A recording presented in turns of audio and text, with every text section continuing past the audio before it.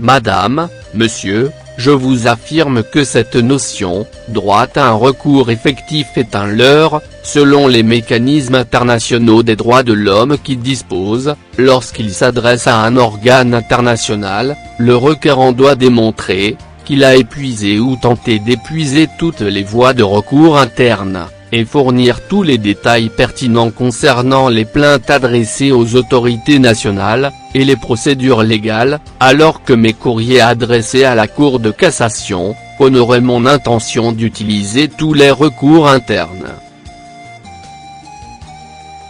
Je ne peux pas être tenu responsable si la Cour de cassation s'attache à des procédures payantes, même face aux violations issues des traités ou toutes autres sources issues du droit international.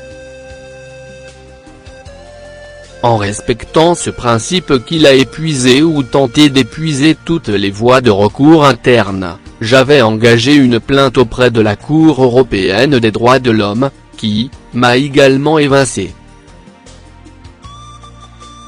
En 2010 je ne bénéficiais pas de l'aide juridictionnelle, donc les avocats que j'avais sollicités pour un pourvoi en cassation, me demandaient au minimum 6 000 € pour instruire l'affaire en pourvoi. Malgré le déni de justice de l'autorité judiciaire par des procédures entachées d'erreurs, en l'espèce que uniquement 2 visites médiatisées ont été honorées depuis décembre 2008.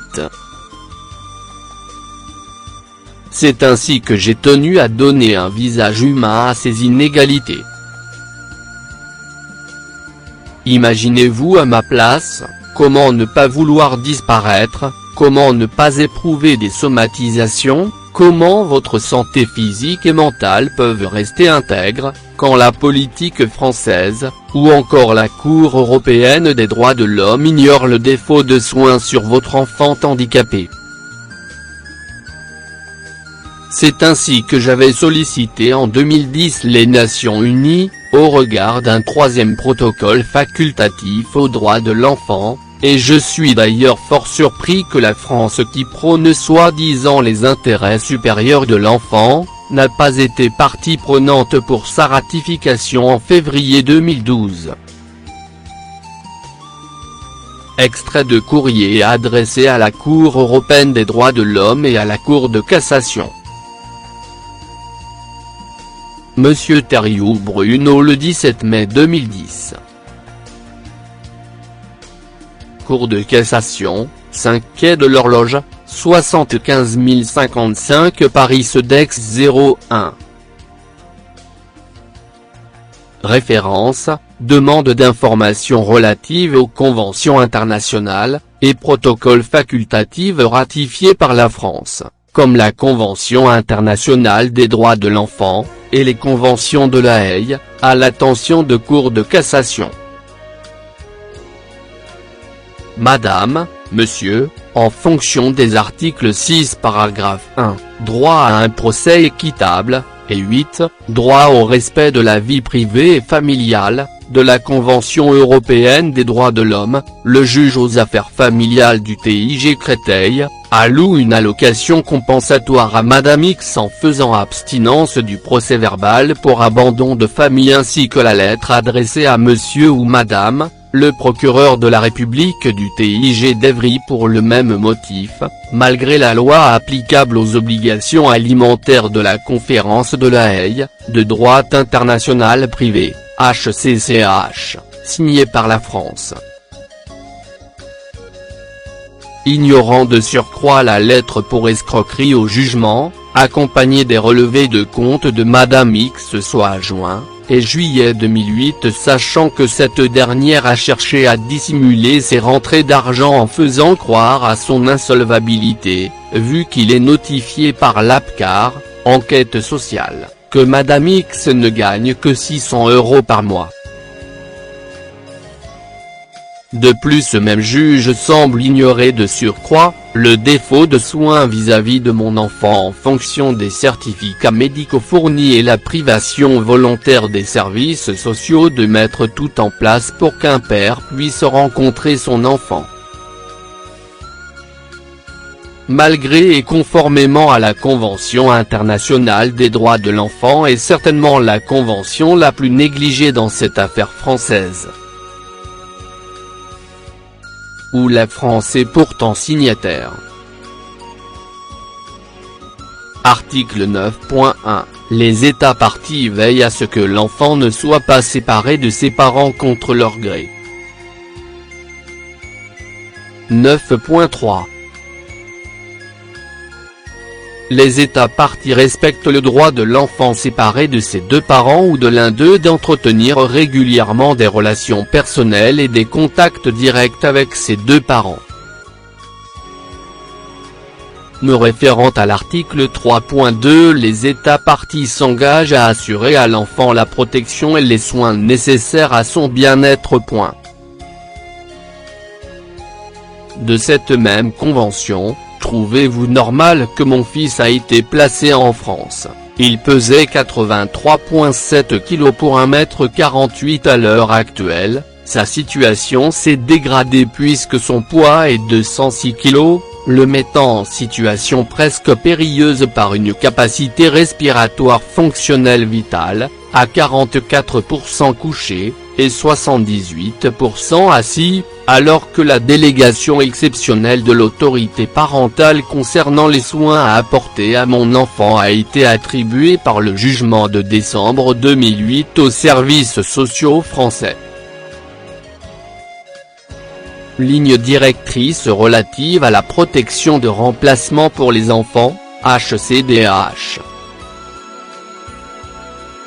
Les enfants doivent à tout moment être traités avec dignité et respect et bénéficier d'une protection effective contre la violence, la négligence et toute forme d'exploitation de la part des personnes qui en ont la charge, des autres enfants ou de tiers, quel que soit le type de prise en charge dont ils bénéficient.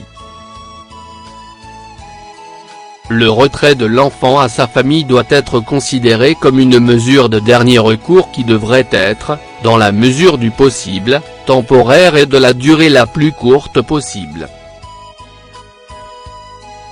Les décisions de retrait devraient être régulièrement réexaminées et le retour de l'enfant auprès de ses parents, une fois que les problèmes à l'origine de la décision de retrait ont été résolus ou ont disparu, devrait se faire dans l'intérêt supérieur de l'enfant, conformément à l'évaluation évoquée au paragraphe 48.